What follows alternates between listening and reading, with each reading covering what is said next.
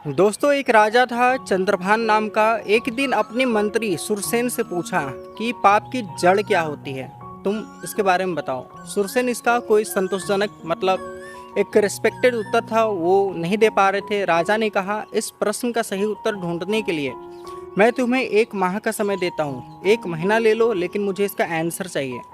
यदि दी गई अवधि में टाइम में तुम सही उत्तर नहीं दे सके तो मैं तुम्हें मंत्री पद से हटा दूंगा। राजा की बात सुनकर सुरसेन, जो कि मंत्री था, परेशान हो गया। वह गांव-गांव भटकने लगा और काफी परेशान दिख रहा था। एक दिन भटकते भटकते वह जंगल जा पहुंचा। वहां उसकी नजर एक साधु पर पड़ी।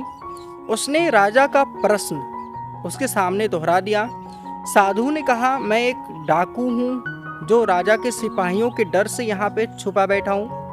वैसे तो मैं तुम्हारे प्रश्न का उत्तर दे सकता हूँ, लेकिन इसके लिए तुम्हें मेरा एक काम करना होगा। जो मंत्री था सुरसेन, थोड़ा सोचा।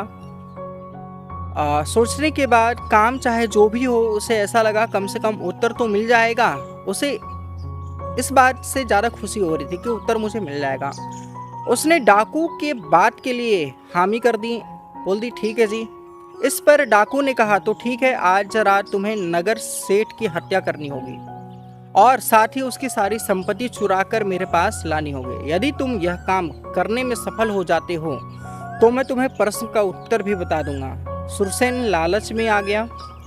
उसे अपना पद जो बचाना था, सुरसेन इसके लिए तैयार हो गया और जाने लगा वहां से। उसे जाता देख डाकू ने कहा, एक बार फिर सोच लो, काम जरा रिस्की है, हत्या व चोरी करना पाप है।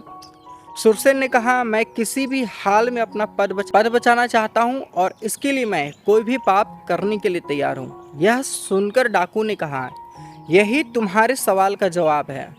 एक्चुअली जो पाप का जड़ होता है ना, वो लोभ होता है।